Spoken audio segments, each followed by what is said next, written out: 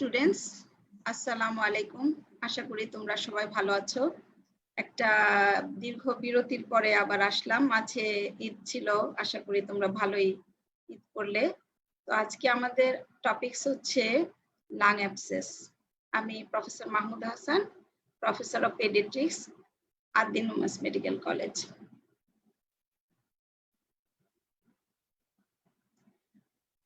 আমি lung abscess আলোচনা করার আগে তোমাদের একটু বলতে চাই যে what are the suppurative lung disease. Suppuration means pus formation, এটা আমরা জানি। যেখানে pus formation হবে সেটাকে আমরা বলি suppuration। এবং সাইট অফ pus formation কোথায় হচ্ছে লাংসে, সেটার উপর ডিপেন্ড করে আমরা সাপুরেটিভ লাং ডিজিজটাকে 3 ভাগে ভাগ করতে পারি। যখন লাং প্যারেনকাইমাতে pus formation হয় তখন আমরা বলি লাং অ্যাবসেস। যখন ব্রঙ্কাইতে হয়, আমরা ব্রঙ্কিয়েক্টেসিস করেছি, abnormal persistent dilatation and destruction of the bronchi and pus formation, তখন আমরা বলি ব্রঙ্কিয়েক্টেসিস, সেটাও একটা সাপুরেটিভ লাং ডিজিজ। এবং প্লুরাতে যখন বিটুইন ভিসেরাল এন্ড প্যারাইটাল প্লুরার মাঝখানে যখন পাস কালেকশন হয় তখন আমরা বলি এম্পাইমা থোরাসিস। এবং এই তিনটাই হলো আমার সাপুরেটিভ লাং ডিজিজ। আমাদের আজকের আলোচ্য বিষয় হচ্ছে লাং অ্যাবসেস। আমরা অলরেডি ব্রঙ্কিয়েক্টেসিস গত ক্লাসে আলোচনা করেছি। ইনশাআল্লাহ আগামী একটা ক্লাসে আমরা এম্পাইমা থোরাসিস সম্পর্কে কথা বলবো। আজকের আলোচ্য বিষয়ে আসা যাক, লাং অ্যাবসেস। প্রথমে স্বাভাবিকভাবে আমরা ডেফিনেশন দিয়ে শুরু করি। তো ডেফিনেশনটা আগে শুনি, তারপর এটাকে আমরা ডিটেইল বলবো। Lung abscess is a local suppurative process within the lung, which is characterized by cavitation, central necrosis, composed of localized thick wall purulent material, accompanied by destruction of the lung tissue. অথবা সহজ ভাষায় তুমি বলতে পারো lung abscess is a circumscribed thick walled cavity containing purulent material. তার মানে একটা জায়গাতে থাকবে, একটা ওয়াল দিয়ে ঘিরে থাকবে, ওয়ালটা থাকবে থিক ওয়ালড, যার মধ্যে পুরুলেন্ট ম্যাটেরিয়াল অথবা পাস থাকবে। তাহলে এটাই হলো লাং অ্যাবসেস। তো আবার একটু আমরা ডিটেইল করি। এটা আমরা জানলাম যে সাপুরেটিভ প্রসেস। কোথায় হয়? লাংসে হয়। কি হয়? সেন্ট্রাল নেক্রোসিস এবং ক্যাভিটেশন। আর এটা থাকে কিরকম? সার্কামস্ক্রাইব থাকে এবং it is surrounded by thick wall, and ওয়ালের ভিতরে কি থাকে? পুরুলেন্ট ম্যাটেরিয়াল, এবং সারাউন্ডিং লাং প্যারেনকাইমাটা সেই সাথে ডিস্ট্রাকশন হয়ে যায়। তাহলে এই কয়টা বিষয় বা এই কয়টা ঘটনা আমরা লাং অ্যাবসেসে দেখছি, এবং এটা দিয়ে আমার ডেফিনেশনটা আমরা ডিফাইন করতে পারি হোয়াট ইজ লাং অ্যাবসেস। এই কয়টা সিচুয়েশনই হচ্ছে তোমার central necrosis, cavitation, circumscribed thick wall purulent collection, material collection within the cavity and destruction of the lung parenchyma. Ultimately এই ঘটনাটাই আমার লাং অ্যাবসেসে ঘটছে, যেটা আমরা ডেফিনিশনের মাধ্যমে তুলে নিয়ে আসলাম। আচ্ছা, প্রাইমারি লাং অ্যাবসেস দুই ধরনের, প্রাইমারি লাং অ্যাবসেস এবং সেকেন্ডারি লাং অ্যাবসেস। এখন প্রাইমারি লাং অ্যাবসেস কাদের হয়, কেমন হয়, কোথায় হয়? একটা হেলদি পারসন যার কোনো আন্ডারলাইং মেডিকেল ডিসঅর্ডার নাই, তাদের যখন লাং অ্যাবসেস হবে সেটাকে আমরা বলবো প্রাইমারি লাং অ্যাবসেস। এটা সাধারণত সলিটারি হয়, একটা, ঊর্ধ্বে দুটা, মানে মাল্টিপল হবে না, এবং mostly occurs in right side. আর সেকেন্ডারি লাং অ্যাবসেস কাদের হবে? যাদের আন্ডারলাইং ডিজিজ আছে এবং কোনো প্রিডিসপোজিং কন্ডিশনস আছে। যেমন আন্ডারলাইং ডিজিজ বলতে বুঝি, আমরা পরে আলোচনা করব, একটু বলে নেই। যেমন কোনো বাচ্চা যদি ইমিউনোকম্প্রোমাইজ থাকে বা রিফ্লাক্স ডিজিজ থাকে বা সেরিব্রাল পলসি থাকে, তখন তাদের অ্যাসপিরেশন হয় এবং লাং অ্যাবসেস হয়। এগুলা সাধারণত সেকেন্ডারি লাং অ্যাবসেস। যেমন ইমিউনোকম্প্রোমাইজ থাকলে তখন যে লাং অ্যাবসেস হয় সেটা মাল্টিপল হয়। হ্যাঁ, এবং special predilection for the left side, মানে রাইট এন্ড লেফট বোথ সাইডই হবে সেকেন্ডারি লাং অ্যাবসেস, কিন্তু বেশি দেখা যায় লেফট সাইডে। আর according to the duration, lung abscess can be acute lung abscess and or chronic lung abscess. যখন lung abscess টার ডিউরেশন less than 6 weeks হয় তখন এটাকে বলা হয় acute lung abscess। যখন এই lung abscess persist করে more than 6 weeks তখন এটাকে বলা হয় chronic lung abscess। আচ্ছা, প্রেজেন্টেশন আমি একটু বলে নিতে চাচ্ছি এখানে, আর পরে আমরা ইটিওলজি একটু বলবো। আচ্ছা, প্রেজেন্টেশন নন স্পেসিফিক। একটা লাং অ্যাবসেসের আমরা বাইরে কোথাও অ্যাবসেস হলে আমরা দেখতে পাই এখানে কলর, রুগর, ডলর টিউমার, অর্থাৎ রেডনেস, কালার চেঞ্জ হয়ে যাবে, একটা সোয়েলিং দেখা যাবে, তারপর হলো লোকাল রাইজ অফ টেম্পারেচার, হ্যাঁ, মানে সোয়েলিং থাকবে, সবই থাকবে।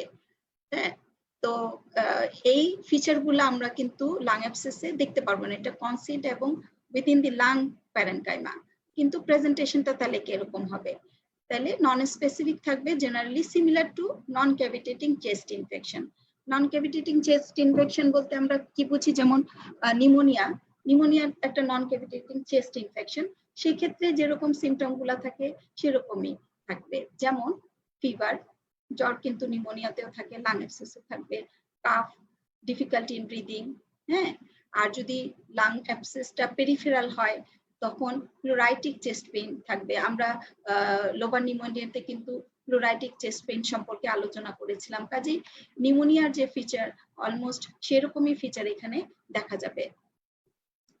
এবং যদি chronic symptoms, if chronic lung অ্যাবসেসটা যদি ক্রনিক হয় এবং সিমটমস সেক্ষেত্রে কিরকম হবে? মোর ইন্ডোলেন্ট অর স্লাগিশ, ধীরে ধীরে প্রকাশ পাবে, এবং প্রেজেন্টেশনটা সাধারণত কিরকম থাকবে? In addition to fever, calf, এগুলা ছাড়াও ওয়েট লস থাকতে পারে, এবং কনস্টিটিউশনাল সিমটমস এর মধ্যে অ্যানোরেক্সিয়া, নশিয়া, ভমিটিং, এগুলা থাকবে। কিছু কিছু ক্ষেত্রে দেখা যায় যে লাং অ্যাবসেস ব্রঙ্কিয়াল ভ্যাসেলকে ইরোড করে ফেলে, এবং কোনো কোনো ক্ষেত্রে potentially life threatening massive haemoptysis হতে পারে। তো সিমটমস গুলা মেইনলি নন স্পেসিফিক, যেহেতু ইন্টারনাল আমরা দেখতে পারি না, কিন্তু দেখি কি যে নন স্পেসিফিক সিমটমস গুলা দেখি, যেটা নাকি অলমোস্ট সিমিলার টু কিরকম নিউমোনিয়ার সাথে কনফিউজিং। তাহলে সিমটমস গুলা confusing with the other infections, lung infection যেমন নিউমোনিয়া। এখন কজ কি কারণে হতে পারে? অ্যাসপিরেশন দিয়ে হতে পারে, aspiration of the foreign body হতে পারে, অথবা aspiration of the gastric content. যদি গ্যাস্ট্রোএসোফেজিয়াল রিফ্লাক্স থাকে, স্টমাক কন্টেন্ট যদি উপরে উঠে আসে এবং সেটা যদি অ্যাসপিরেট করে ফেলে, সেই ক্ষেত্রেও নিউমোনিয়া, লাং অ্যাবসেস হতে পারে। এবং ট্র্যাকিওএসোফেজিয়াল ফিস্টুলা যদি থাকে, যখন খাবারটা এসোফেগাস দিয়ে যাবে, ফিস্টুলাস কমিউনিকেশন দিয়ে কিছু খাবার ট্রাকিয়াতেও চলে যাবে, এবং ট্রাকিয়া দিয়ে আলটিমেটলি খাবারটা স্টামাকে যাচ্ছে এসোফেগাস দিয়ে, এবং ট্র্যাকিওএসোফেজিয়াল ফিস্টুলা দিয়ে চলে যাচ্ছে ট্রাকিয়াতে, এবং ট্রাকিয়া দিয়ে ব্রঙ্কাই দিয়ে আলটিমেটলি লাংসে গিয়ে লাং অ্যাবসেস করতে পারে। তাহলে aspiration foreign body, aspiration of the gastric content due to gastroesophageal reflux, or aspiration of the food material due to tracheoesophageal fistula, এগুলা হলো অ্যাসপিরেশনের ঘটনা। আর pneumonia by organism like staphylococcus aureus, streptococcus, klebsiella, pseudomonas, এগুলা দিয়ে pneumonia হলে specially আমাদের দেশে দেখা যায় যে staphylococcal pneumonia followed by formation of lung abscess হতে পারে আনট্রিটেড কেসে থাকলে, এবং ক্লেবশিয়েলা দিয়েও লাং অ্যাবসেস হয়। আচ্ছা, আর প্রি এক্সিস্টিং লাং ডিজিজ যেমন সিস্টিক ফাইব্রোসিস যদি হয় থাকে বাচ্চার, এবং ব্রঙ্কিওপ্টেসিস যদি থাকে, এদের লাং অ্যাবসেস হওয়ার সম্ভাবনা বেশি। আমরা কিন্তু ব্রঙ্কিকটেসিসের একটা কমপ্লিকেশন ব্রঙ্কিকটেসিস ক্লাসে আলোচনা করেছিলাম, লাং অ্যাবসেস একটা কমপ্লিকেশন ব্রঙ্কিকটেসিসের।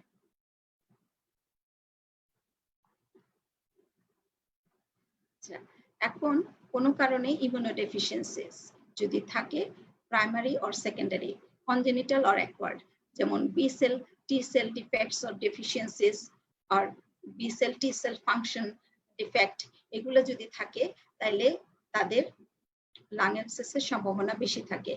এবং post operative complication following tonsillectomy or adenoidectomy, post operative পিরিয়ডে যখন জেনারেল অ্যানেস্থেসিয়া দেওয়া হয়, অ্যানেস্থেসিয়ার পরে কাফ রিফ্লেক্স গুলা ভালো কাজ করে না, যার ফলে কোনো কারণে যদি কোনো ওরাল কন্টেন্ট বা স্টমাক কন্টেন্ট যদি ট্রাকিয়াতে যায়, রিফ্লেক্সলি কাফ অফ করতে পারে না পোস্ট অপারেটিভ পিরিয়ডে, সেই ক্ষেত্রে অ্যাসপিরেশন হয়ে লাং অ্যাবসেস হতে পারে।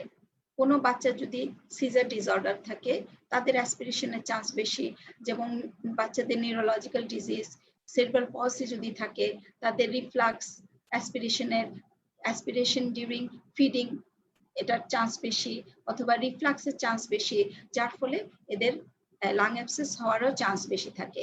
ইম্পেয়ার্ড মিউকোসিলিয়ারি ডিফেন্স যদি থাকে, যেমন প্রাইমারি সিলিয়ারি ডিসকাইনেশিয়া অর কার্টাজেনাস সিনড্রোম যদি থাকে, তাদেরও লাং অ্যাবসেসের সম্ভাবনা বেশি। এখন অ্যাসপিরেশন নিয়ে একটু আলোচনা করব। অ্যাসপিরেশন কোথা থেকে যায়? আচ্ছা, aspiration of the infected material when local defense mechanism overwhelmed by the large number of virulent organism. আচ্ছা, আমাদের এখানে দুইটা প্রতিপক্ষ চিন্তা করতে হবে, একটা হলো অর্গানিজম, একটা হলো লোকাল ডিফেন্স। লোকাল ডিফেন্সটা লাংসে এবং জীবাণুটা ঢুকে বাইরে থেকে। এখন দুইজনের মধ্যে দলাদলি হচ্ছে, কে বেশি শক্তিশালী। এখন আমাদের লোকাল ডিফেন্সের কথা মনে আছে, চারটা লোকাল ডিফেন্স লাংসে, একটা হলো কাফ রিফ্লেক্স, একটা ছিল লোকাল আইজিএ ম্যাক্রোফেজ, আরেকটা কি মিউকোসিলিয়ারি ফাংশন। এইগুলা লোকাল ডিফেন্স মেকানিজম। এই লোকাল ডিফেন্স মেকানিজমকে ওভারকাম করে যখন large number of virulent organism লাংসে প্রবেশ করে, তখন এই ডিফেন্স মেকানিজম গুলা আর পেরে ওঠে না, তখন এই লাং অ্যাবসেস হওয়ার সম্ভাবনাটা বেড়ে যায়। আচ্ছা, এবং লোকাল ডিফেন্স কম্প্রোমাইজড হয় কখন? আমি আগে বলেছি, tonsillectomy or adenoidectomy or any other systemic ডিজিজেও কিন্তু লোকাল ডিফেন্সটা কমে যায়, তখন অ্যাসপিরেশনের ফলে লাং অ্যাবসেস হওয়ার সম্ভাবনা এইসব বাচ্চাদের বেশি থাকে। আচ্ছা, অ্যাসপিরেটেড ম্যাটেরিয়াল গুলা কি কন্টেইন করে? কন্টেইন করে ব্যাকটেরিয়া, যেটা নাকি নর্মালি থাকে নাসোফ্যারিংস বা ওরোফ্যারিংসে, এবং এই অ্যাসপিরেটেড ম্যাটেরিয়াল কন্টেইনিং ব্যাকটেরিয়া গুলা যখন আমার লাংসে প্রবেশ করে তখন লাং অ্যাবসেস হয়। এবং এই নাসোফ্যারিংস এন্ড ওরোফ্যারিঞ্জিয়াল অর্গানিজম, বিশেষ করে ওরোফ্যারিঞ্জিয়াল অর্গানিজমস নরমাল ইনহ্যাবিটেন্টস কোনগুলা? সেগুলা হলো ব্যাকটেরয়েডস, ফিউজোব্যাকটেরিয়াম, Streptococcus. These are the common organism, anaerobic organism responsible for lung abscess. পরীক্ষা কিন্তু জিজ্ঞেস করে এটা। নিউমোনিয়া নিউমোনিয়া যদি অ্যানারোবিক অর্গানিজম হয়, পায়োজেনিক অর্গানিজম যেমন স্টেফাইলোকক্কাস, ক্লেবশিলা, স্ট্রেপ্টোকক্কাস, সিডোমোনাস, এগুলা দিয়ে নিউমোনিয়া হলে তোমার লাং অ্যাবসেস হওয়ার সম্ভাবনা থাকে।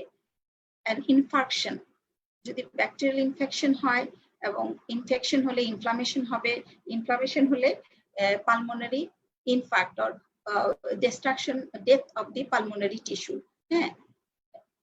leading to lung abscess. তাহলে নিউমোনিয়া, ইনফাকশন, সেপ্টিসেমিয়া।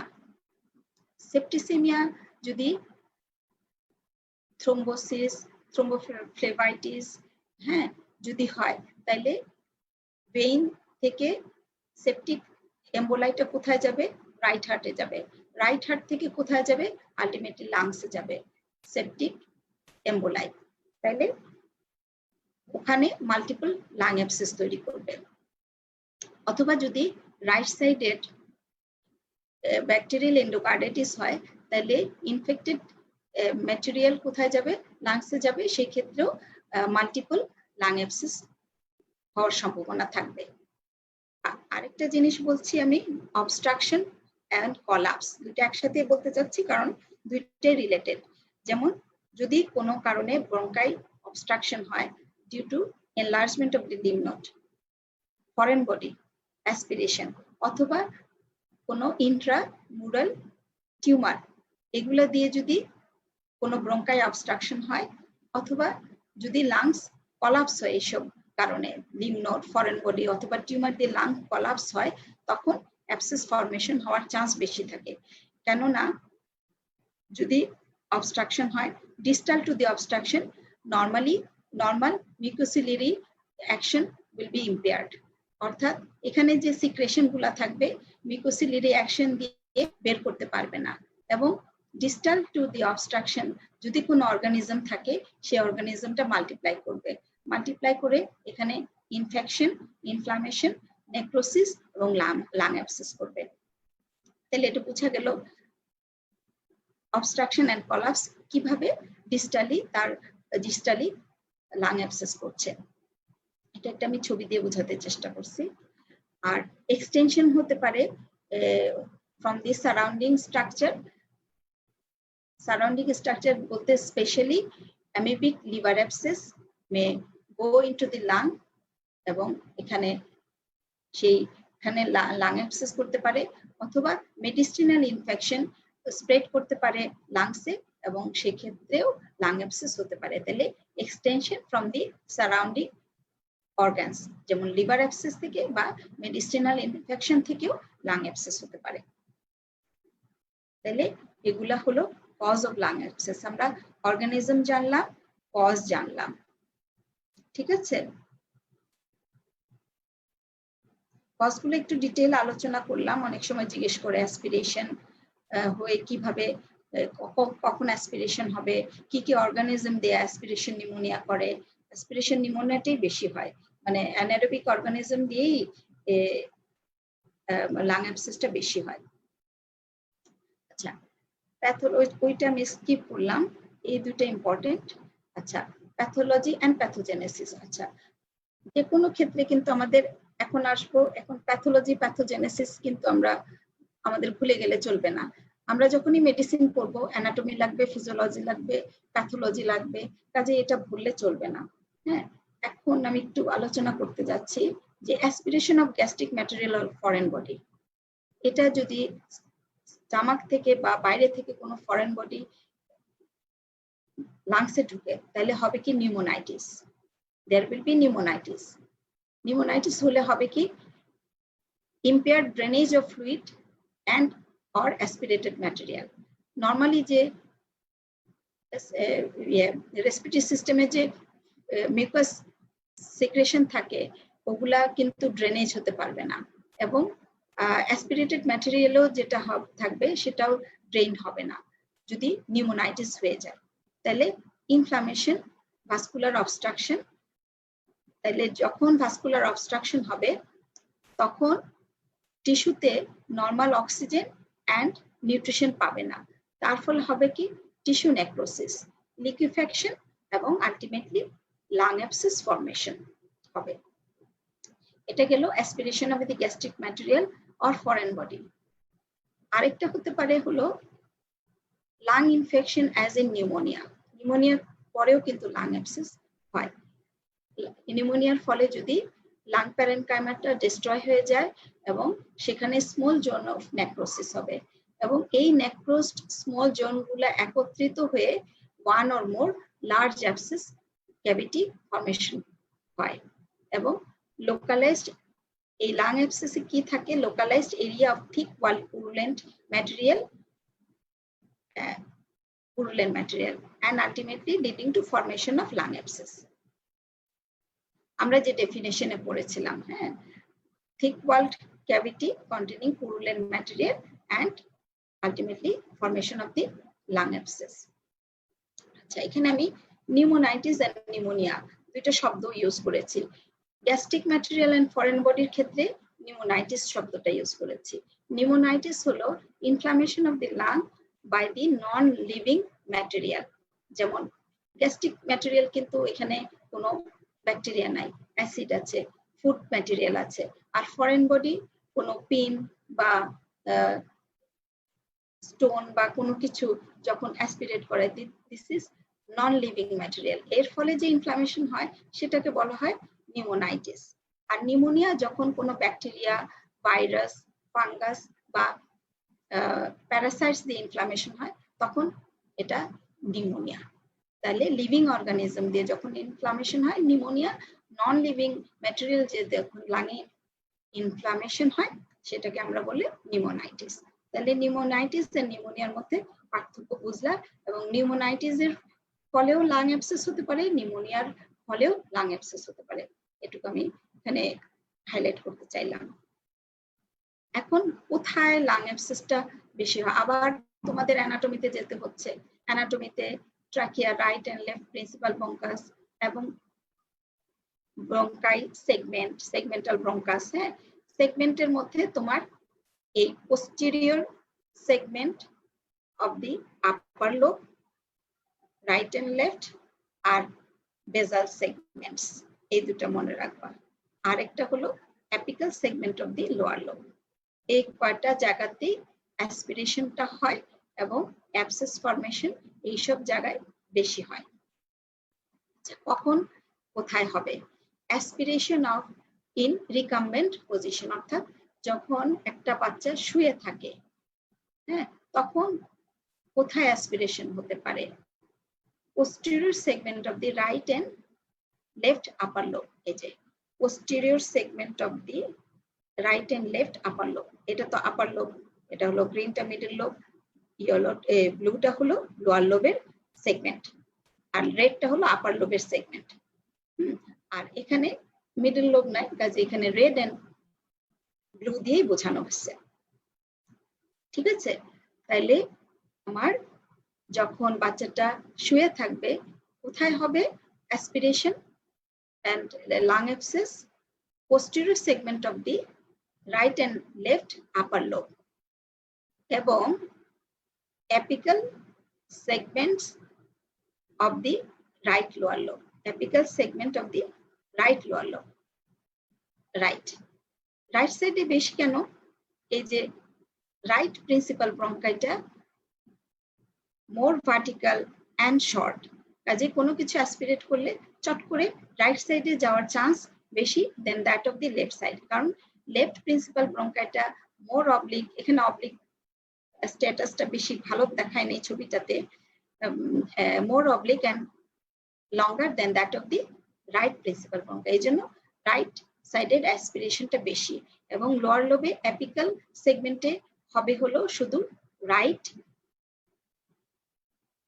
লাংসে। আচ্ছা, যদি বাচ্চা আপরাইট পজিশনে থাকে যেমন ডেন্টাল প্রসিডিওরে, তখন basal segment of the lower lobe, basilar segment. তাহলে বেজিলার সেগমেন্টস গুলা কোনগুলা? এগুলা ব্লু গুলা। ঠিক আছে, তাহলে কমনেস্ট সাইট হলো 75% of the abscess occurs in the posterior segment of the right upper lobe and apical segment of the either lower lobe, especially the right apical segment of the right lower lobe, যেটা আমি আগে বললাম। posterior segment of the upper lobe, right upper lobe, and the apical segment of the right lower lobe, এটা হলো বেশিরভাগ abscess এখানেই হয়।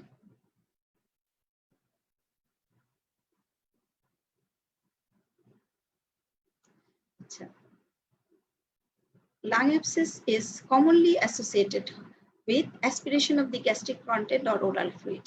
তাহলে আমি আগে বলেছি যে গ্যাস্ট্রিক কন্টেন্ট অথবা ওরাল ফ্লুইড যদি অ্যাসপিরেট করে, ইনফেক্টেড ম্যাটেরিয়াল যদি ওরাল ক্যাভিটিতে থাকে, ওরাল হাইজিন যদি ভালো মেনটেন না করে, সেই ক্ষেত্রে আমার অ্যানারোবিক ব্যাকটেরিয়া গুলা ওরাল ক্যাভিটিতে বেশি থাকবে এবং সেই ক্ষেত্রে অ্যাবসেস ফর্মেশনেরও চান্স বেশি থাকবে। আচ্ছা, গ্যাস্ট্রিক কন্টেন্টের জন্য কেমিক্যাল নিউমোনাইটিস হবে, এখানে নিউমোনিয়া লিখছি। কেমিক্যাল নিউমোনাইটিস, অ্যানারোবিক ব্যাকটেরিয়া কোথা থেকে পাচ্ছে? ওরাল হাইজিন যদি খারাপ থাকে এবং অ্যানারোবিক ব্যাকটেরিয়া যদি ওরাল সিক্রেশনে থাকে তখন অ্যানারোবিক ব্যাকটেরিয়াল নিউমোনিয়া করবে, অথবা কম্বিনেশন অফ বোথ। অ্যাসপিরেশন এবং ওরাল কন্টেন্ট ফ্লুইড যদি দুইটাই যায় তাহলে chemical pneumonitis as well as anaerobic bacterial pneumonia. These are the most common cause of lung abscess. The anaerobic and aerobic organism can cause lung abscess. Both anaerobic to korei, aerobic organism kore. এখন common anaerobic or bacteria গুলা কি কি? Bacteroids, Fusobacterium, Streptococcus, যেটা আমি আগে বলেছি। আচ্ছা, anaerobic organism গুলা কোথায় থাকে? Colonize করে থাকে small groups and space between the teeth and gum. এগুলা যদি ওরাল হাইজিন ভালো মেইনটেইন না করে টিথ এন্ড গামের মধ্যে এই অ্যানারোবিক ব্যাকটেরিয়া গুলা কলোনাইজ করে থাকে। এবং এদের সাধারণত জিঞ্জিভাইটিস থাকে এবং স্মল অ্যাবসেসেস ইন বিটুইন টিথ থাকতে পারে। গাম অ্যাবসেস, গামে স্মল অ্যাবসেস থাকতে পারে। এবং এই ইনফেক্টেড ম্যাটেরিয়াল গুলা অ্যাসপিরেট করে ফেলতে পারে একটা বাচ্চা যখন বাচ্চার লেভেল অফ কনসিয়াসনেস কোনো কারণে ইম্পেয়ার্ড হয়, অথবা কোনো প্রিডিসপোজিং ফ্যাক্টর থাকে, যেমন সিজার ডিসঅর্ডার। যদি বাচ্চাটাকে জেনারেল অ্যানেস্থেসিয়া দেওয়া হয় এবং সেরিব্রাল পলসির বাচ্চা উইথ কনভালশন এবং এদের ওরাল হাইজিন ভালো মেনটেন করতে পারে না অনেক সময় মা, এবং সেই ক্ষেত্রে ওরাল অর্গানিজম গুলো, অ্যানারোবিক অর্গানিজম গুলো বেশি থাকে, জিঞ্জিভাইটিসও থাকে, এবং সেই ক্ষেত্রে অ্যাসপিরেট করলে এদের লাং অ্যাবসেস হওয়ার সম্ভাবনা বেশি থাকে, এবং head trauma following aspiration can lead to lung abscess. Oral and nasopharyngeal aspiration. আর অ্যানারোবিক ব্যাকটেরিয়া গুলো আমি আগে বলেছি, streptococcus, staphylococcus, E coli, klebsiella, pseudomonas, aeruginosa, and very rarely mycoplasma. Fungi দিয়েও হতে পারে তোমার লাং অ্যাবসেস, যেমন aspergillus and histoplasma, and mycobacterium species দিয়েও তোমার লাং অ্যাবসেস হতে পারে।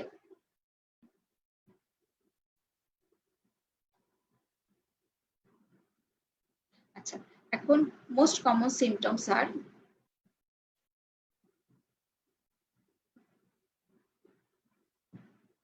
ফিভার। ফিভারটা কিরকম থাকে? হাই স্পাইকিং ফিভার, হ্যাঁ, হঠাৎ হঠাৎ করে জ্বর আসবে এবং হাই গ্রেড ফিভার হবে, জ্বর চলে যাবে আবার হঠাৎ করে জ্বর আসবে।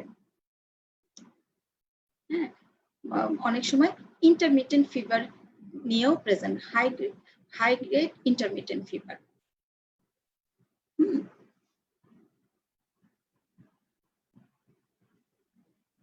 আর হলো এটা কি রকম হবে? Recurrent sharp rise of body temperature.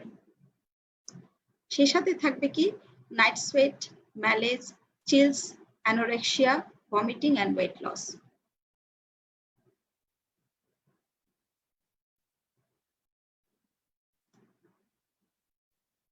R locally কি থাকবে? Cough with production of sputum. Sputum production হবে এবং স্পুটামটা পাস টিঞ্জড মিউকাস থাকবে, অর্থাৎ মিউকাসের মধ্যে কিছুটা পাস থাকবে অথবা ফ্র্যাঙ্ক পাসও থাকতে পারে। আর অনেক সময় দেখা যায় যে লার্জ ভলিউম অফ স্পুটাম, যেটা নাকি ফাউল স্মেল, ব্যাড টেস্ট এবং ব্লাড স্টেইন থাকতে পারে। হঠাৎ যদি একটা বাচ্চা জ্বর ছিল, হঠাৎ করে তার স্পুটাম ছিল, মিউকাস টিঞ্জ স্পুটাম ছিল, মিউকাসের সাথে সাথে একটু একটু পাস টিঞ্জ পুরুলেন্ট কাফ ছিল, এবং দেখা গেল যে হঠাৎ করে copious amount of foul smell sputum সে বের করছে, সেটা কি ধরতে পারি আমরা?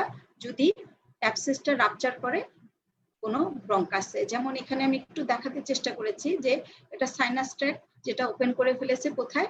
একটা ব্রঙ্কাসে, একটা ব্রঙ্কাইয়ের মধ্যে ওপেন করেছে এবং হঠাৎ করে পাসটা ড্রেইনড আউট হয়ে যাবে, বাচ্চা কাশি দিয়ে হঠাৎ করে huge amount of purulent calf sputum বের করবে, যেটা নাকি ফাউল স্মেল। এবং অনেক সময় দেখা যায় যে যদি এখানে অ্যাবসেসটা কোনো ব্লাড ভেসেলকে ইরোড করে, তখন দেখা যাবে যে পাস অনেক সময় ব্লাড স্টেইন থাকতে পারে, অনেক সময় ফ্র্যাঙ্ক ব্লিডিংও হতে পারে। আর এই পাসটা যদি খুব পেরিফেরির দিকে থাকে, ভিসেরাল প্লুরার কাছাকাছি থাকে, তখন inflammation of the visceral pleura as well as the parietal pleura, দুইটা প্লুরা ইনফ্লেমড হয়ে যাবে। এবং প্যারাইটাল প্লুরা ইনফ্লেমড হওয়ার জন্য প্লুরাইটিক চেস্ট পেইনও বাচ্চা কমপ্লেইন করতে পারে এবং ডিসনিয়া থাকবে। এবং দেখা যায় যে অ্যানারোবিক লাং অ্যাবসেস যদি অ্যানারোবিক অর্গানিজম দিয়ে হয়, সেক্ষেত্রে স্পুটামটা বেশি ব্যাড, স্পুটাম বেশি ব্যাড স্মেল থাকবে।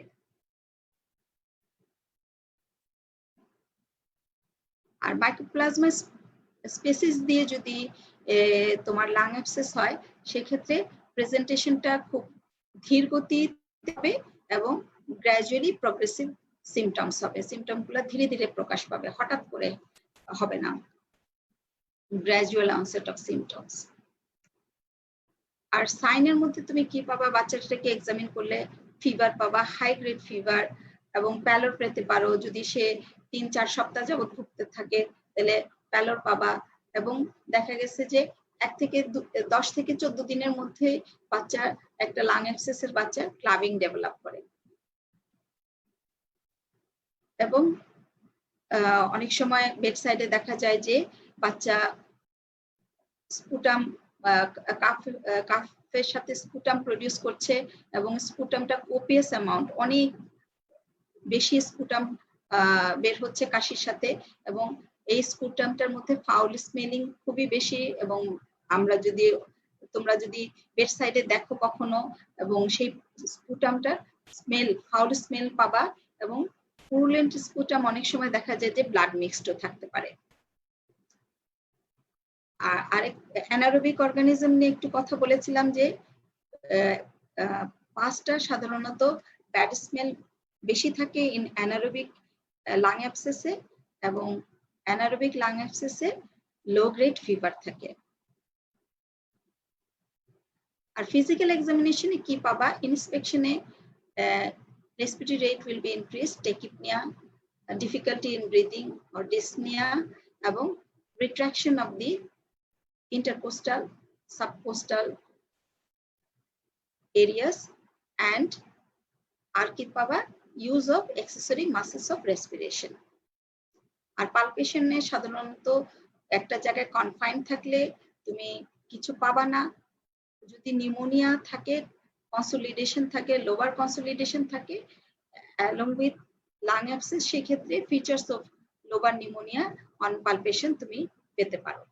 Percussion, dullness on percussion in the affected area.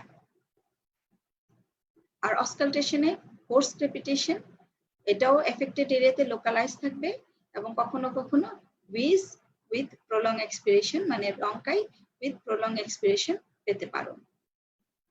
R breadth sound diminish থাকবে। আর প্লুরাল ফ্রিকশন রাব পেতে পারো যদি অ্যাবসেসটা মোর পেরিফেরালি থাকে, এবং যদি visceral and parietal pleura inflamed হয়, সেই ক্ষেত্রে তুমি প্লুরাল ফ্রিকশন রাব পেতে পারো। ডিফারেন্সিয়াল ডায়াগনোসিসে নিউমাটোসিলের সাথে কনফিউজিং, এবং এটা নিউমাটোসিলটা কখন হয়? as a complication of bacterial pneumonia. কোন ব্যাকটেরিয়াল নিউমোনিয়া? Staphylococcus infection. যদি স্টেফাইলোকক্কাস অরিয়াস দিয়ে নিউমোনিয়া হয়, সেক্ষেত্রে নিউমাটোসিলের চান্সটা বেশি। তবে নিউমাটোসিলের ওয়ালটা থিন ওয়াল থাকবে, আর লাং অ্যাবসেসের ওয়ালটা থিক ওয়াল থাকবে এক্সরেতে। অ্যান্ড নিউমাটোসিলের ওয়ালটা থিন অ্যান্ড স্মুথ থাকবে। এবং সাধারণত চিকিৎসা করলে, যেমন নিউমোনিয়ার সাথেই নিউমাটোসিলটা হয়, এবং নিউমোনিয়ার চিকিৎসা করলে নিউমাটোসিলটা অটোমেটিক ভালো হয়ে যায়, স্পন্টেনিয়াসলি রিজলভ হয়ে যায়। যদি টেনশন নিউমোথোরাক্স হয়, ওপেন টাইপ অফ নিউমোথোরাক্স হয়, সেটা ভিন্ন কথা। উইথ ট্রাকিও ব্রঙ্কোপ্লুরাল ফিস্টুলা যদি হয় সেটা অন্য কথা, সেটা লাং অ্যাবসেসের ক্ষেত্রেই সম্ভব। কিন্তু তোমার যদি শুধু নিউমাটোসিল থাকে এবং ক্লোজ টাইপ অফ নিউমাটোসিল, এটা স্পন্টেনিয়াসলি নিউমোনিয়া ট্রিটমেন্ট করার সাথে সাথে এটা ভালো হয়ে যায়। অনেক সময় হেমাটোমা কনফিউজিং হয় তোমার এক্সরেতে, বিশেষ করে লাং অ্যাবসেসের সাথে। এছাড়া হাইডাটিস সিস্ট কি দিয়ে, কিনোকক্কাস গ্রানুলোসাস দিয়ে যদি হয়, অথবা এনি আদার প্যারাসাইটিক সিস্ট অনেক সময় কনফিউজিং হয় তোমার লাং অ্যাবসেসের সাথে। তো ডিডিতে তোমার pneumatocele, haematoma, hydatid cyst and cyst due to other cause, এগুলার সাথে ডিডিতে এগুলা লাং অ্যাবসেসের সাথে ডিফারেন্সিয়াল ডায়াগনোসিস আসবে। ইনভেস্টিগেশন আমরা বেসলাইন ইনভেস্টিগেশন করব। বেসলাইন ইনভেস্টিগেশনের মধ্যে CBC, peripheral blood film, CBC তে টোটাল কাউন্ট হাই থাকবে এবং ডিফারেন্সিয়াল কাউন্ট 10 নিউট্রোফিলিক লিউকোসাইটোসিস থাকবে। এবং যেহেতু লং টার্ম সাফারিংস থাকে, অনেক সময় ইএসআর রেস থাকে, এবং স্পুটামটা খুবই ইম্পর্টেন্ট তোমার ডায়াগনোসিসের জন্য। স্পুটাম গ্রাম স্টেইনের জন্য পাঠাতে হবে এবং সেই সাথে কালচার সেন্সিটিভিটি করতে হবে, এবং জেডেন স্টেইন অ্যাসিড ফাস্ট ব্যাসিলার জন্য, এবং GeneXpert for real time PCR করতে হবে, এটা মাইক্রোব্যাকটেরিয়াম টিউবারকুলোসিসের জন্য। এবং ব্লাড কালচারে অনেক সময় আমরা অর্গানিজমটা পেতে পারি উইথ সেন্সিটিভিটি টেস্ট, এবং যেহেতু অনেক সময় septicaemia can lead to lung abscess, সেই ক্ষেত্রে সেপ্টিসিমিয়া থাকলে আমরা অর্গানিজমটা ব্লাডেও পেতে পারি। আচ্ছা, এই স্পুটামটা কিভাবে কালেক্ট করা যায়? ডিরেক্ট লাং পাংচার করে করা যায়। আমরা প্রোডাক্টিভ স্পুটাম তো নিতেই পারি, কিন্তু প্রোডাক্টিভ স্পুটামে হয় কি অনেক সময় এটা ওরাল ফ্লোরা দিয়ে কন্টামিনেটেড হয়ে যায়। ওরাল ফ্লোরার মধ্যে আমরা বলেছি যে ব্যাকটেরয়েডস, ফিউজোব্যাকটেরিয়াম, পেপটোস্ট্রেপ্টোকক্কাস এগুলো দিয়ে কন্টামিনেটেড হয়ে যায়। তখন আমরা কনফিউজড হয়ে যেতে পারি যে either anaerobic or aerobic organism or mixed organism.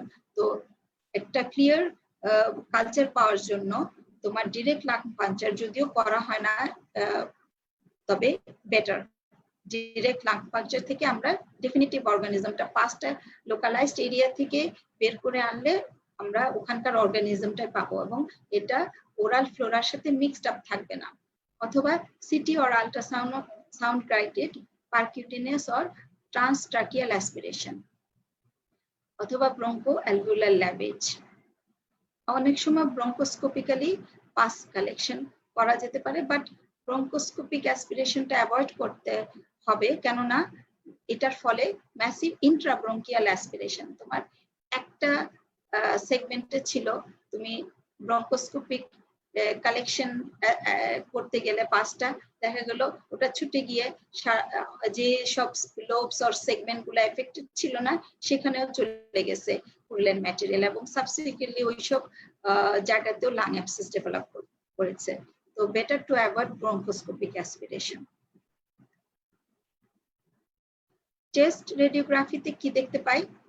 Classically chest রেডিওগ্রাফে আমরা দেখতে পাই প্যারেনকাইমাল ইনফ্লামেশন এবং cavity containing air fluid level. তাহলে প্যারেনকাইমাল ইনফ্লামেশনটা সারাউন্ডিং এরিয়াতে পাবো, এবং একটা ক্যাভিটি, এটা একটা ক্যাভিটি, এখানে হলো এয়ার ফ্লুইড লেভেল, এটা হলো এয়ার, এটা হলো fluid, that is pass.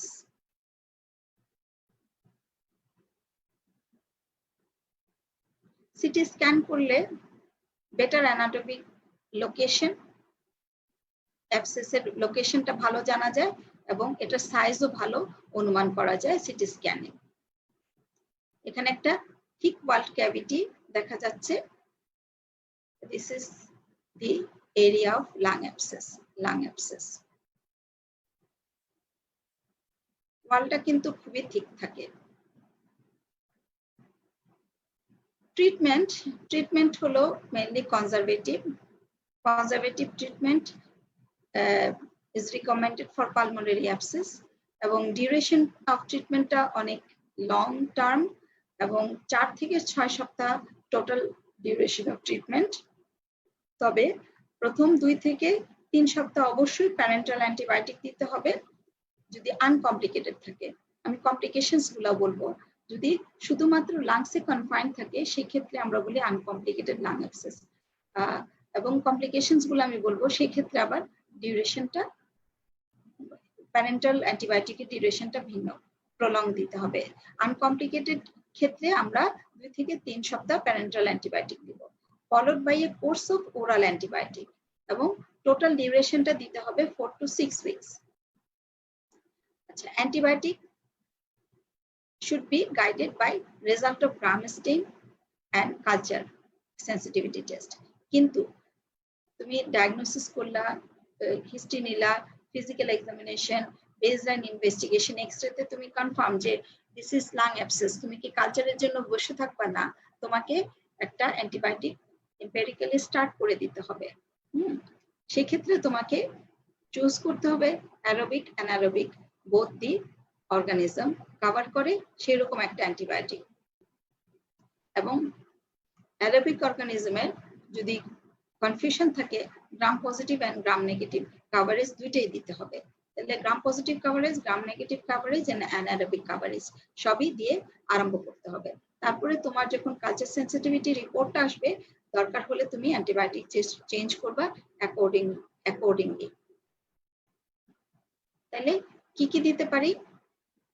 Combination of penicillinase resistant agent active against staphylococcus aureus এবং অ্যানারোবিক কভারেজ। হ্যাঁ, ticarcillin clavulanic acid combination or amoxicillin clavulanic acid combination এবং ক্লিন্ডামাইসিন, তার জন্য অ্যানারোবিক কভারেজের জন্য। আর যদি এটা হলো স্ট্যাফ অরিয়াসের জন্য। আর যদি anaerobic gram negative organism suspect করা হয় সেই ক্ষেত্রে অ্যামাইনোগ্লাইকোসাইড। আমরা আমাদের এখানে আমরা ব্যবহার করি ceftriaxone for gram negative coverage, flucloxacillin staph অরিয়াসের জন্য এবং ক্লিন্ডামাইসিন অ্যানারোবিক কভারেজের জন্য।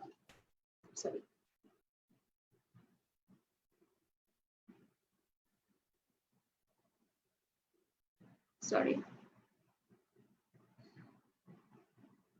আচ্ছা, এখন অনেক সময় ফ্লুক্লক্সাসিলিন স্টেফাইলোকক্কাস অরিয়াসের এগেইনস্টে কাজ করে না, সেই ক্ষেত্রে ভ্যানকোমাইসিনে যেতে হতে পারে বা লিনেজোলাইডে যেতে হতে পারে, লিনেজোলাইড। তো সেগুলো ডিপেন্ড করবে আমার কালচার সেন্সিটিভিটির উপর। তবে প্রাথমিকভাবে আমরা before getting culture sensitivity ceftriaxone, flucloxacillin এবং ক্লিন্ডামাইসিন কম্বিনেশনও দিতে পারি। এবং duration of treatment long term এবং প্যারেন্টালি অবশ্যই 2 থেকে 3 সপ্তাহ দিতে হবে। তারপরে আমরা ওরাল অ্যান্টিবায়োটিক চুজ করতে পারি, সেটা ডিপেন্ড করবে পেশেন্টের কন্ডিশনের উপর। আর পোস্চুরাল ড্রেনেজ খুব ইম্পর্টেন্ট, বিশেষ করে যদি ব্রঙ্কাসের সাথে কোনো কমিউনিকেটিং ফিস্টুলা কমিউনিকেশন থাকে এবং প্রফিউজ অ্যামাউন্ট অফ পাস যদি বের হয়ে আসে, সেক্ষেত্রে ওই কালেকশন যাতে না হতে পারে অ্যাবসেস ক্যাভিটির মধ্যে, সেই জন্য পোস্চুরাল ড্রেনেজ খুব ইম্পর্টেন্ট। হ্যাঁ, এটা ইন্টিগ্রাল পার্ট অফ ম্যানেজমেন্ট। এবং সাইজ যদি 4 সেন্টিমিটারের বেশি হয়, কোনো কোনো ক্ষেত্রে বলা আছে 6 সেন্টিমিটারের বেশি হলে অবশ্যই পোস্চুরাল ড্রেনেজ দিতে হবে। একটা কমন সেন্সই কাজ করে, যত বেশি বড় অ্যাবসেস হবে ব্রঙ্কাস বা ব্রঙ্কাই ইনভলভমেন্ট হওয়ার সম্ভাবনা তত বেশি। পাস কালেকশন বেশি হলে ওটার ক্যারেক্টারই থাকবে একটা সাইনাস ট্র্যাক্ট তৈরি করে নর্মাল সারফেসের দিকে চলে আসা, আইদার প্লুরাল ক্যাভিটিতে চলে যাবে অথবা ব্রঙ্কাস বা ব্রঙ্কাইয়ের মধ্যে ওপেন করে সেই পাসটা বের হয়ে যেতে চাইবে। কাজেই যদি কোনো কমিউনিকেশন থাকে সেই ক্ষেত্রে পোস্চুরাল ড্রেনেজে পাসটা সহজেই বের করে ফেলা সম্ভব। এখানে কোন সেগমেন্ট ইনভলভ হলে কোন পজিশনে পোস্চুরাল ড্রেনেজ দিতে হবে সেটা দেখানো হয়েছে। এটা আপার লোব হলে সিটিং পজিশনে, এবং লোয়ার লোব হলে অ্যান্টেরোবেসাল হলে, এবং বেসাল সেগমেন্ট হলে লেফট সাইডে, তখন এই লেফট ল্যাটারাল রাইট ল্যাটারাল পজিশনে সেইটা দেখানো হয়েছে। যে সেগমেন্ট ইনভলভ করবে সেটার উপর বেস করে তোমার পজিশনটা হবে, কোন পজিশনে পোস্চুরাল ড্রেনেজ দিতে হবে। এখানে দুটা অবস্থা দেখানো হয়েছে। লোয়ার লোবে এটা কোন সাইডে, লেফট সাইডে, এন্ড আপার লোব এটাও লেফট সাইডে দেখানো হয়েছে। Right or left what ever it is, তোমাকে আপার লোবে আপরাইট পজিশনে বা সিটিং পজিশনে পোস্টেরাল ড্রেনেজ দিতে হবে। ব্রঙ্কোস্কোপি লাং অ্যাবসেসের ক্ষেত্রে করা যায় not for the lung abscess, যদি কোনো foreign body aspirated foreign body suspect করা হয় সেই ক্ষেত্রে ফরেন বডি রিমুভ করার জন্য ব্রঙ্কোস্কোপি করার প্রয়োজন হতে পারে। আর সার্জিক্যাল রিসেকশন তখনই প্রয়োজন হয় একটা লাং অ্যাবসেসের জন্য যদি রিকারেন্ট হেমোক্রাইসিস হয়, repeated infection with lung abscess and suspected for malignancy, এবং যদি কনফাইন্ড থাকে কোনো লোবে অথবা সেগমেন্টে, তখন lobectomy and decortication or decortication may be necessary. ঠিক আছে। আর একটা ট্রিটমেন্ট হলো থোরাকোস্কোপিক ড্রেনেজ, মানে চেস্ট ওয়াল দিয়ে একটা টিউব ঢুকায় অ্যাবসেসটাকে ড্রেন করে নিয়ে আসা। এখানে দেখানো হয়েছে থোরাকোস্কোপিক ড্রেনেজ। এটা ভালো এবং মিনিমাম কমপ্লিকেশন। আর যদি কমপ্লিকেটেড কেস হয়, থোরাকোটমি উইথ সার্জিক্যাল ড্রেনেজ। এখন কমপ্লিকেশন গুলা, লাং অ্যাবসেসের কমপ্লিকেশন গুলা একটু ছবি এঁকেছি, পরে আমি দেখাবো।